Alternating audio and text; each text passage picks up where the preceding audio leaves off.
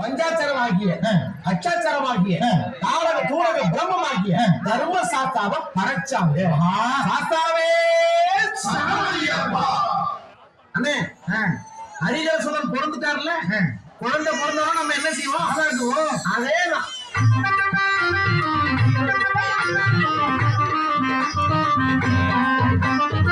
பம்பை நதி ஓரத்திலே சந்தன பூக்காட்டுக்குள்ளே, பம்பை நதி ஓரத்திலே சந்தன பூக்காட்டுக்குள்ளே சின்னஞ்சிறு பாலகனாய் பிறந்தாரே, திருச்சிக்கிட்டு சிங்காரமாய் ஐயப்பனும் பிறந்தாரே, சிங்காரமாய் ஐயப்பனும் பிறந்தாரே.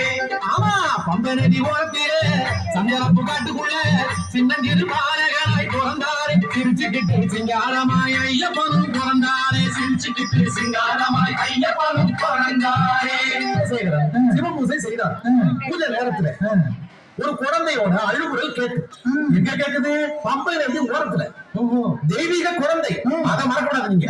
அது யாரா இருக்கும் அப்படின்னு இவரே கிளம்புறாரு. போறாரு போறாரு போறாரு, நதியை நோக்கி போறாரு. போய் பார்த்தா பம்பை நதி ஓரத்துல அழகான குழந்தை, தெய்வீகமா கோடி சூரிய பிரகாசமா அப்படியே கிடக்கு. அப்படியே போற உடனே அள்ளி எடுக்கணும்னு ஆசை, எடுக்க வேண்டியதானே? யாரு பத்த பிள்ளையோ யோசிக்கிறார், எடுக்கலாமா வேண்டாமா, கை போது எடுக்கிறது மனசு தடுக்கு.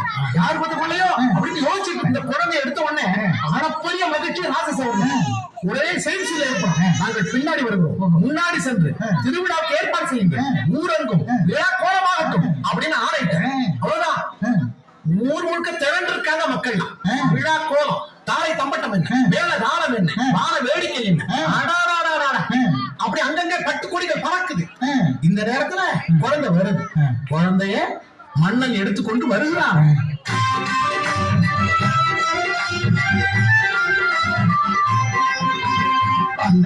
திருவிழா பாடலும் திருவிழா, பாலமணிகளுக்கு திருவிழா, நம்ம பாலமணிகளுக்கு திருவிழா.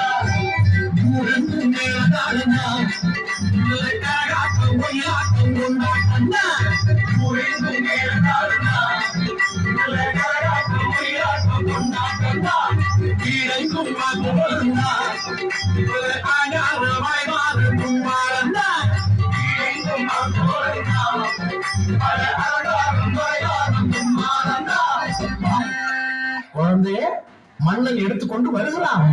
எல்லாரும் அந்த குழந்தைய பாக்குறாங்க. ஆனா அரசி அந்த குழந்தைய கையில வாங்கி தன் குழந்தைய ஆக்கணும்ல, அள்ளி முத்தமிட தவிச்சிட்டு இருக்கிறான். பந்தாள மன்னன் கொண்டாந்து அரசிக்கிட்ட குழந்தை வாங்கினோடனே அவ்வளவு மகிழ்ச்சி. வாரிசு இல்லாத எனக்கு அந்த வாரிசு அல்லவா, வாரிசு அல்லவா அப்படின்னு முத்தமிடுறான். மகிழ்ச்சி தாங்க தான தர்மம் செய்யணும்னு ஆசைப்பட்டேன். ஊர் மக்களுக்கெல்லாம் அள்ளி கொடுத்தா. கோயில் குளமெல்லாம் பூசை. அட்டட்ட என்ன விருதுங்கிறீங்க மக்களுக்கு? பாலம் வந்தாரு, எங்க பாலம் வந்தாரு, நம்ம பிள்ளைக்கு பாலம் வந்தாரு, எங்க பாலம் வந்தாரு, நம்ம பிள்ளைக்கு பாலம் வந்தாரு. சாமி வந்தாரு, எங்க சாமி வந்தாரு, நம்ம பந்தளத்தை ஆள போது ராஜன் வந்தாரு. சாமி வந்தாரு, எங்க சாமி வந்தாரு, நம்ம பந்தளத்தை ஆள போது ராஜன் வந்தாரு. அரண்மனைக்கு வந்த மணிகண்டன் நாளொரு மேனியும் பொழுதொரு வண்ணமுமாய் வளர்ந்து கொண்டிருக்கிறான். எப்படி வந்தான்? ஆளு அறிவுமா. ராஜசேகரனுடைய மனைவி அரசி கர்ப்பமானாள். இப்ப மணிகண்டன் வளர்ந்துட்டான். வளர்ந்து இளவாசன் ஆயிட்டான். இப்ப முடிசூட்டணும்ல, முடிசூட்டுவதற்கு ராஜசேகரன் எல்லா ஏற்பாடுகளையும் செய்கிறான். சரி, ஆனால் ராஜசேகரன் அவையில் இருக்கக்கூடிய ஒரு கேடுகட்ட மந்திரி என்ன சூழ்ச்சி செய்யறான் தெரியுமா? ராமாயணத்துல கூனி, மகாபாரதத்துல சகுனி. இந்த பந்தள மன்னன்கிட்ட ஒரு துன்பந்திரி. இவன் மணிகண்டன் அரசாள்வதை விரும்பவில்லை. அதனால அவர் யோசனை பண்றான். நேரா அரசிக்கிட்ட போறான். அரசியாரே, எப்படி இருக்கிறீர்கள்? மகிழ்ச்சியாக இருக்கிறீர்கள். உங்களுக்கு எதுக்கு மகிழ்ச்சி?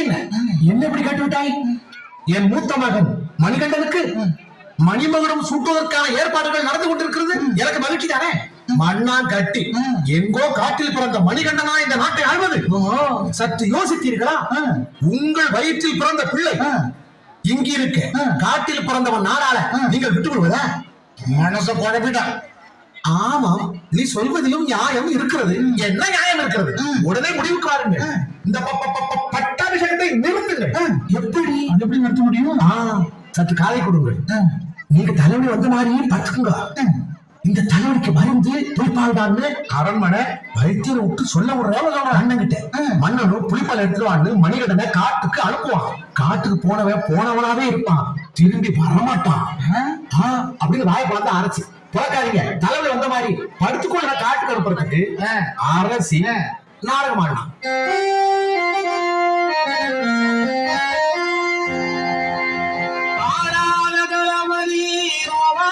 துடிக்கிற சூட்சுமத்தை யாரறிவார்? அந்த ராணி மகாராணியவ போடுகிற வேஷமக நாட்டுக்குள்ளே யாரறிவார்? இந்த நாட்டுக்குள்ளே யாரறிவார்? பந்தள மன்னன் தவித்தார், பல வைத்தியங்கள் செய்து முடித்தார். புலிப்பாலின் தேவை உணர்ந்தார், அதை கொண்டு வரும் பாதை அறிந்தார். தலைவலி தாங்க முடியலையே அப்படின்னு அழுது புலம்புறான். அரசி நடிக்கிறாங்க. ஆமா, மன்னன் பார்த்தான், அரமணை வைத்தியரை கூப்பிட்டான். என்னன்னு பாரு. அரமணை வைத்திய கையை பிடிச்சு பார்த்தா, காரை பிடிச்சு பார்த்தா, நடிக்கிறான். அவன் தான் ஏற்கனவே காசு வாங்கிக்கணும். இந்த தலைவலி புலிப்பால் தரவனா தான் நிக்கும். இதுக்கு மருந்து புலிப்பால் தான் அப்படின்னு கிளப்பிட்டான். இப்ப ராஜசேகர மன்னன் யோசிக்கிறான், புலிப்பாலா அத காட்டுக்கு கோயில கொண்டு வரணும். அந்த வீரமும் தீரமும் யாருக்கு இருக்கு? யார் அனுப்புறது? நடக்கிற காரியமா அப்படின்னு யோசிக்கிறான். யோசிச்சுக்கிட்டு இருக்கிறப்போ மணிகண்டனுக்கு எல்லாமும் தெரியுது. ராஜசேகரன் குழம்பிட்டு இருக்கிற நேரத்துல மணிகண்டன் அங்க இருந்து வந்தான். அப்பா, தந்தையே, நான் காட்டுக்கு சென்று புலிப்பாலை கொண்டு வருகிறேன். மன்னனுக்கு தூக்கி வாரி போட்டுச்சு. மணிகண்டா, நீ அப்படி பேசுகிறாய்? இளவரசர், உனக்கு முடி சூட்டுவதற்கான ஏற்பாடுகள் நடந்து கொண்டிருக்கிற போது நீ செல்ல வேண்டாம். பார்த்தான் மணிகண்டன். அப்பாவிடம் இருந்து அனுமதி வாங்குவது என்பது நடக்காத காரியம், இல்லாத காரியம். ஒரு வரத்தை கேட்டு விடுவோமே என்று யோசித்து, அப்பா, எனக்கு ஒரு வரம் வேண்டும் அப்படின்னு கேட்டா மணிகண்டன். என்ன வர வேண்டும்? தருகிறேன் அப்படின்ட்டான். ஏன்னா பிள்ளை பாசம். உடனே மணிகண்டன் கேட்டான், என் தாயினுடைய தலைவலி தீர்வதற்கான புலிப்பாலை நானே கொண்டு வர வேண்டும். நான் உடனடியாக காட்டுக்கு செல்ல என்னை அனுமதிக்க வேண்டும் அப்படின்னு. காட்டுக்கு போறேன்னு சொன்ன அனுப்ப மாட்டாரு அப்பா. வரம் கேட்டு வணக்கலான்னு வணங்கிட்டாரு. இப்படி மணிகண்டன் சொன்னதை கேட்டு ராஜசேகரனுடைய கண்களில் இருந்து நீர் வடிகிறது. நான் எப்படி அனுப்புவேன்? உன்னை அனுப்ப முடியுமா? நீ இளவரசர் அல்லவா? நாட்டிற்கு சென்று புலிப்பால் எடுத்து வருவது அவ்வளவு எளிதா? அப்பா, கவலை விடுங்கள், நான் சென்று வருகிறேன், என்னை அனுப்புங்கள். வரத்தை நினைவுபடுத்தினான் மணிகண்டன். மன்னன் ராஜசேகரன் யோசித்தான். உள்ளே சென்று ஒரு தேங்காயை கொண்டு வந்து, இந்த தேங்காய் உனக்கு பாதுகாப்பாக இருக்கும், கொண்டு சென்று கொடுத்தார். அதுக்கு புறப்படான். ஒரு நீளமான பையை எடுத்தான் மணிகண்டன். அதை இரண்டாக பிரித்து ஒரு அறையில் தனக்கு வேண்டிய உணவையும் ஒரு அறையில் முக்கல் தேங்காயை வைத்து இருமுடியாக கட்டி தலையில் சுமந்து கொண்டு கையில் வில்ல எடுத்து அம்பையும் எடுத்துக்கொண்டு நான் போய் வருகிறேன் புறப்பட்டுட்டான். காட்டு வழி பார்க்க போகும்போது உணவு பொருளை எடுத்துட்டு போகணும். அப்படித்தான் ஐயப்பன் பின்முடியில உணவு பொருளும் முன்முடியில தேங்காயும் எடுத்துக்கிட்டு வில்ல எடுத்து புறப்பட்டார்.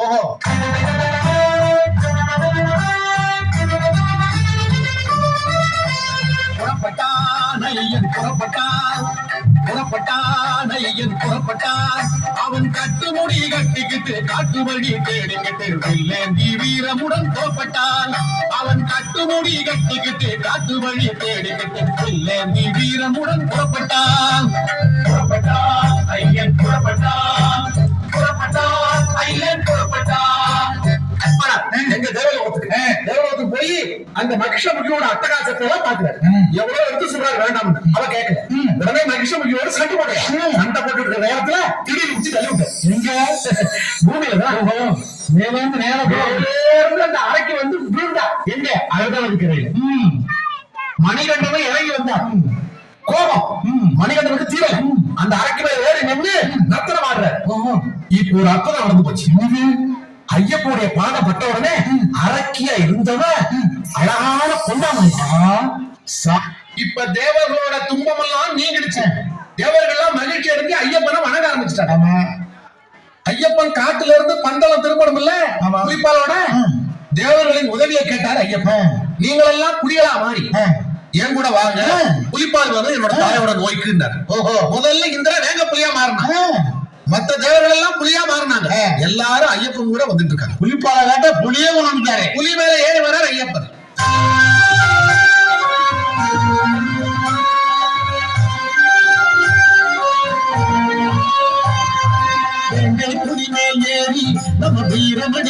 சாமி பம்பை முழங்கிட செண்டை முழங்கிட பந்தவாடா தேடி.